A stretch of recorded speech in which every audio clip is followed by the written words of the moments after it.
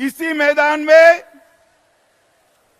सोहरावर्दी ने direct action का call दिया था और यहीं पर महान गोपाल मुखर्जी ने इसका सामना करने का कॉल दिया था।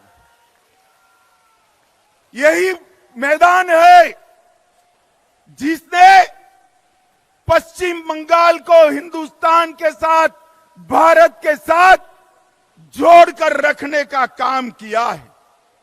और मित्रों, भारतीय जनता पार्टी के लिए भी ये मैदान बहुत भाग्यशाली मैदान है। मैं इसी दिसंबर महीने में, नवंबर महीने में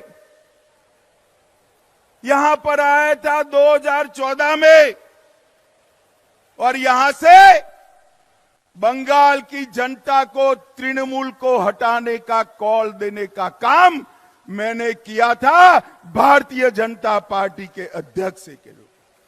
और मैं आज बंगाल की जनता का धन्यवाद करना चाहता हूं कि आज बंगाल में 18 लोकसभा सीटें और 77 विधानसभा सीटें देकर बंगाल की जनता ने तय कर दिया है कि यहां पर अगली सरकार भारतीय जनता पार्टी की सरकार बनने वाली है। भाई और बहनों, बंगाल की जनता ने 2,30,00,000 वोट भारतीय जनता पार्टी को दिए, 77 सीटें दी। हमारे नेता शुभेंदु अधिकारी को अभी अभी दीदी ने दूसरी बार विधानसभा से बर्खास्त कर दिया है। मैं कहने आया हूं, दीदी कान खोलकर सुन लो। शुभेंदु जी को आप विधानसभा के बाहर तो निकाल सकती हो, परंतु बंगाल की जनता को चुप नहीं कर सकती। बंगाल की जनता कहती है, दीदी आपका समय अब समाप्त हो चुका है।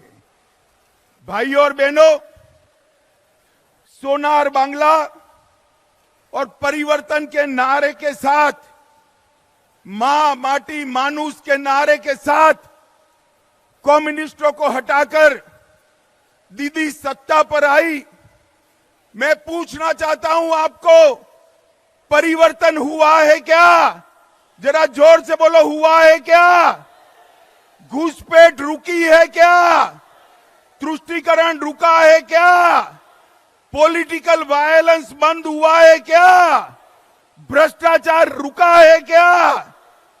मोदी जी लाखों करोड़ों रुपया बंगाल को भेजते हैं, ये तृणमूल के सिंडिकेट वाले वो रुपया को बंगाल के गरीबों तक पहुंचने नहीं देते। मैं आज आह्वान करने आया हूं, अगर 26 में यहां भाजपा सरकार बनानी है तो इसकी नींव 24 के लोकसभा के चुनाव में डालकर मोदी जी को बंगाल से प्रधानमंत्री बनाना चाहिए। भाई और बहनों, 27 साल कम्युनिस्टों का शासन रहा। ममता जी तीसरी टर्म के लिए जीती। लाल भाई और एक तृणमूल कांग्रेस मिलकर बंगाल को बर्बाद कर दिया। चुनावी हिंसा पूरे देश में, चुनावी हिंसा अगर सबसे ज्यादा होती है तो बंगाल में होती है। घुसपैठ बंगाल सरकार, ममता बनर्जी रोक नहीं पाई। जो ममता बनर्जी कभी घुसपैठियों के लिए पार्लियामेंट चलने नहीं देती थी, वो ममता बनर्जी आज घुसपैठियों को खुलेआम वोटर कार्ड और आधार कार्ड बंट रहे हैं, वो चुप बैठी है। कट मनी से पूरी बंगाल की जनता परेशान। सिंडिकेट की उगाही से पूरी बंगाल की जनता परेशान। और जिस बंगाल में कभी सुबह सुबह रविंद्र संगीत सुनाई पड़ता था, वो बंगाल आज बम धमाकों से गूंज रहा है। मित्रों, बम धमाकों से गूंज रहा है। पूरे देश में गरीबी कम हो रही है, मगर बंगाल में गरीबी कम होने का नाम नहीं देती। भ्रष्टाचार चरम सीमा पर है। मैं बाद में बात करूंगा, मगर मैं आपको बताने आया हूं भाइयों, मैं गुजरात से आता हूं। मेरे जीवन में किसी नेता के घर से इतनी सारी नोटों की गड्डियां किसी ने अपने जीवन में नहीं देखी होगी। मित्रों, जो बंगाल साहित्य, विज्ञान, कला, आजादी का आंदोलन, आध्यात्म, उद्योग और कृषि में पूरे देश का नेतृत्व करता था, वो बंगाल आज सबसे पिछड़ा बनाने का काम दीदी ने किया है। दीदी ने बंगाल को बर्बाद कर रख दिया है। मैं आज बंगाल की जनता को कहने आया हूं, एक बार पूरे देश का विकास देखिए। मोदी जी ने 60 करोड़ गरीबों के जीवन में बहुत बड़ा परिवर्तन लाया है। उनको घर दिया, शौचालय दिया, गैस दिया, पीने का पानी दिया, मुफ्त में अनाज दिया, साथ में शौचालय के साथ साथ 5 लाख तक की स्वास्थ्य की सारी सुविधाएं दी और पूरे देश को कोरोना का दोनों टीका लगाने का काम भी नरेंद्र मोदी जी ने किया। पूरे देश में आतंकवाद को मोदी जी ने समाप्त किया है। मुझे बताओ भाइयों बहनों, ये कश्मीर जो है हमारा है या नहीं है? जोर से बोलो, है या नहीं है? जिस कश्मीर के लिए, जिस धारा 370 को हटाने के लिए बंगाल के सपूत श्यामा प्रसाद जी ने बलिदान दिया था, वो धारा 370 को मोदी जी ने समाप्त कर दिया। वामपंथी उग्रवाद को नकेल कसकर समाप्त करने का काम मोदी जी ने किया। भारत के तिरंगे को चंद्रयान के माध्यम से चंद्र पर पहुंचाने का काम नरेंद्र मोदी जी ने किया। नई संसद बनाई और देश के अर्थतंत्र को 11 नंबर से 5वें नंबर पर लाने का काम नरेंद्र मोदी जी ने किया है। और मुझे बताओ बंगाल वालों, अयोध्या में राम मंदिर बनना चाहिए या नहीं बनना चाहिए? दूर तक जोर से बोलो, बनना चाहिए या नहीं बनना चाहिए? एक कांग्रेस पार्टी और ममता बनर्जी सभी लोग इकट्ठा होकर राम मंदिर को रोक कर रखे थे। मोदी जी ने 2019 में इसका भूमि पूजन किया और 22 जनवरी 2024 को मोदी जी इसका प्राण प्रतिष्ठा करने वाले हैं। मेरे साथ जोर से बोलिए, जय श्री राम, जय जय श्री राम। मित्रों, मोदी जी ने देश को हर क्षेत्र में आगे बढ़ाने का काम किया है। और यहां क्या हुआ? राजनीतिक हत्याएं लगभग 212 भाजपा कार्यकर्ताओं की हत्या हुई। मैं दीदी को कहकर जाता हूं, हम भाजपा वाले हैं, हमारा कार्यकर्ता हमारा भाई से बढ़कर होता है, भाई से बढ़कर होता है। दीदी, भाजपा कार्यकर्ताओं की हत्या की है देश भर का और पूरे बंगाल का एक एक कार्यकर्ता इसका बदला लेने के लिए तैयार है। आप मेरी बात याद रखना। 2026 में जब चुनाव होगा तब मालूम पड़ेगा कि किस प्रकार से राजनीतिक हत्या का वोट देकर बदला दिया जाता है। मित्रों, बंगाल को पूरे भारत के अंदर भ्रष्टाचार के कारण बदनाम करने का काम ममता बनर्जी की सरकार ने किया। ज्योतिप्रिय मलिक, अनुव्रत मंडल, पार्थ चटर्जी, चाहे गाय तस्करी हो, चाहे कोयला तस्करी हो, चाहे भर्ती घोटाला हो, अरबों खरबों रुपया बंगाल की जनता का इन्होंने खाया है। और मैं ममता बनर्जी को आज कहकर जाता हूं, अगर आप में हिम्मत है तो ज्योतिप्रिय मलिक, अनुव्रत मंडल और पार्थ चटर्जी को तृणमूल कांग्रेस से सस्पेंड कर दिखाइए तो बंगाल की जनता मानेगी। वो नहीं कर सकती। हर रोज दुर्गा का स्तवन कर रही है कि तीन कहीं भतीजे का नाम न बता दे, भतीजे का नाम न बता दे।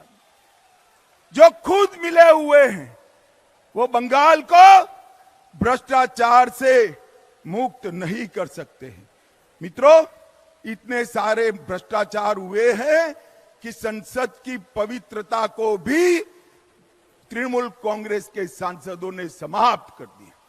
भेंटे लेकर, सौगादे लेकर सवाल पूछने वाले सांसद और वो पार्टी बंगाल और भारत का भला कर सकती है क्या? जोर से बोलिए, कर सकती है क्या? भाई और बहनों, अवैध घुसपैठ चरम सीमा पर। आसाम की जनता ने भाजपा सरकार बना दी। आसाम की सरहदों से परिंदा भी पैर नहीं मार सकता। और बंगाल में सोशल मीडिया पर कोई रख रहा है कि अगर घुसपैठ कर आए हो और आधार कार्ड चाहिए, वोटर कार्ड चाहिए तो इस नंबर पर संपर्क करिए। बंगाल पुलिस चुप। मुझे बताओ भाइयों बहनों, जिस राज्य में इतनी घुसपैठ होती हो वहां कभी विकास हो सकता है क्या? जोर से बोलो, हो सकता है? और इसीलिए ममता बनर्जी सीएए का विरोध कर रही है, सीएए कर नहीं दे। मगर मैं आज इस सभा में कहकर जाता हूं, ममता दीदी, सीएए देश का कानून है, इसको कोई रोक नहीं सकता और हम सीएए को लागू कर रहेंगे। भाई और बहनों, जो वहां से आए हैं वो सभी हिंदू भाइयों बहनों का इस देश पर इतना ही अधिकार है जितना मेरा और आपका अधिकार है। उनको अपने अधिकार से कोई वंचित कहीं नहीं कर सकता। मित्रों, ममता जी को मैंने कई बार पूछा, वो उल्टा हमें हिसाब पूछती है कि मोदी जी ने बंगाल के लिए क्या किया।